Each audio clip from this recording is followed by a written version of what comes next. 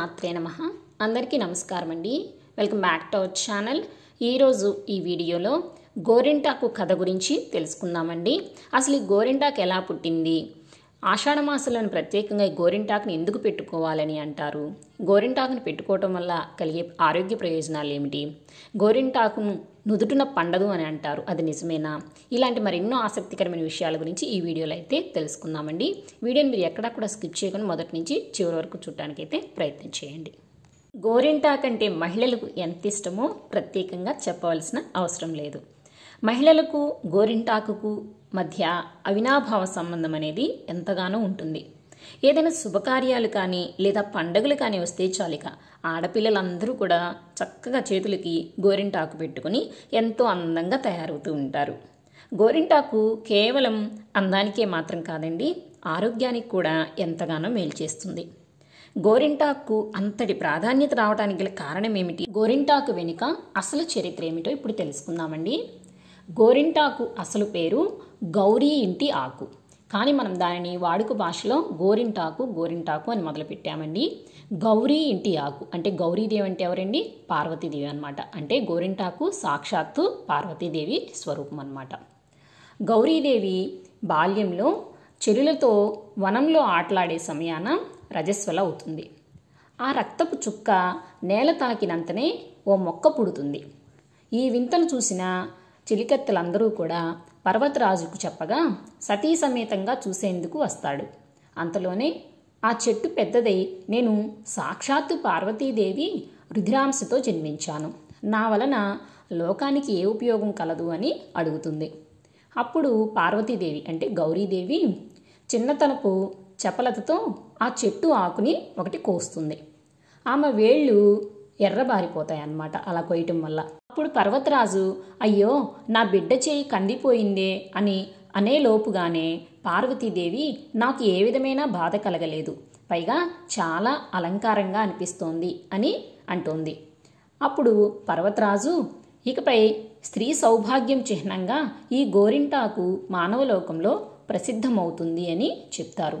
రజస్వల సమయాన ఉద్భవించిన ఈ చెట్టు స్త్రీల గర్భాశయ దోషాలను తొలగిస్తుంది, అతి ఉష్ణం తొలగించి స్త్రీల ఆరోగ్యాన్ని కాపాడుతుంది. తన వర్ణం వలన చేతులకు కాళ్లకు అందాన్నిచ్చే అలంకార వస్తువుగా కూడా వాడబడుతుంది అని చెప్తారు. అదే ఈ చెట్టు జన్మకు సార్థకత అని పలుకుగా గౌరీతో సహా అందరూ ఆ చెట్టు ఆకుల పసరుతో చేతులు కాళ్ళు అందంగా తీర్చిదిద్దుకుంటూ ఉంటారు. ఆ సమయంలో కుంకుమకు సందేహం కలుగుతుందట. నుదుటిని కూడా ఈ ఆకు వలన బొట్టు దిద్దుకుంటారేమో, అప్పుడు నా కుంకాన్ని ఎవరు నుదుటను ధరించరు కదా అని కుంకుమకు సందేహం వస్తుందన్నమాట. నా ప్రాధాన్యత తగ్గిపోతుందేమోనని గౌరీతో ఆ సందేహం చెప్పగా నుదుటిన పండదు అని గౌరీదేవి చెప్తుంది. కావాలంటే చూడండి, గోరింటాకు నుదుటిన పండదు. ఇక శాస్త్రపరంగా గర్భాశయ దోషాలు తీసేస్తుంది. అరచేతి మధ్యలో స్త్రీ గర్భాశయానికి రక్తం చేరవేసే ప్రధాన నాడులు ఉంటాయి. వాటిలోని అతి ఉష్ణాన్ని లాగేసి దేహాన్ని చల్లబరుస్తుంది గోరింటాకు. ప్రసవం కాగానే గోరింటాకు ముద్దగా చేసి ఆ బాలింత చేత మింగిస్తే కనుక ప్రసవం వలన ఏర్పడే గర్భాశయ బాధలన్నీ కూడా నయమైపోతాయి. ఇక భర్తకి గోరింటాకుకి గల అనుబంధం ఏమిటో ఇప్పుడు తెలుస్తుంది. అంటే గోరింటాకు ఎర్రగా పండితే మంచి మొగుడొస్తాడు అని చెప్తూ ఉంటారు కదండి. అసలు ఆ మాట ఎందుకు వచ్చిందో ఇప్పుడు చూద్దాము. స్త్రీలోని స్త్రీతత్వపు హార్మోన్లు పనితీరు చక్కగా ఉంటే కనుక దేహం కూడా అందంగా సున్నితంగా తయారవుతుంది. అలా లేతగా ఉన్న చేత పెట్టుకున్న గోరింటాకు మరింత అందంగా పండి కనిపిస్తుంది అన్నమాట. ఆ పండటం అనేది ఆ మగువ ఆరోగ్యాన్ని సూచిస్తుంది. ఆరోగ్యమే మహాభాగ్యం. అందంగా ఉన్న అమ్మాయికి చక్కని భర్త వస్తాడు, ఆరోగ్యకరమైన దాంపత్యానికి కారణమైన భార్యను ప్రేమిస్తాడు కదా. అందుకే మన పెద్దవాళ్ళు ఏం చెప్పినా కూడా ఎంతో ఆలోచించి చెప్తారు కదండి. దూరదృష్టితోనే మనకి ఈ పెద్దవాళ్ళు ఈ మాటలన్నీ చెప్తూ ఉంటారనమాట. కాబట్టి తప్పనిసరిగా పెద్దవారు ఏం చెప్పినా కూడా మనము పాటిస్తే చాలా మంచిది. ఇందులో అపోహ అయితే ఏమీ లేదండి. కాబట్టి గోరింటాకును అందరం శాస్త్రీయంగా ఆదరిస్తే మనకు అన్ని విధాలుగా ఆరోగ్యము ఆనందము. కాబట్టి వీలు కుదిరినప్పుడల్లా చక్కగా గోరింటాకుతో గోరింటాకు పెట్టుకోండి చేతులకి. ఇప్పుడు కొత్తగా మెహందీలని, రకరకాల కోన్లని అవి ఇవి వస్తూ ఉన్నాయి కదండి, అవైతే చేతులకి పెట్టుకోకండి, అంతగా మంచిది కాదు. చక్కగా గోరింటాకుని రుబ్బి చేతులకు పెట్టుకోండి, చాలా మంచిది.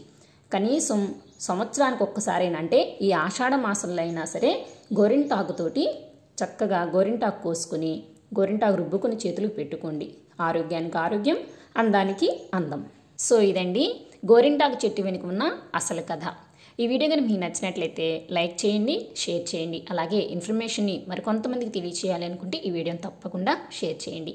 ఇలాంటి మరెంతో ఆసక్తికరమైన విషయాల కోసం మన ఛానల్ని సబ్స్క్రైబ్ చేసుకోండి. పక్కనే ఉన్న బెల్ ఐకాన్ కూడా ప్రెస్ చేసుకోండి. మరొక కొత్త వీడియోతో మళ్ళీ కలుసుకుందాము. మరి శ్రీమాత్రే నమః. స్వస్తి.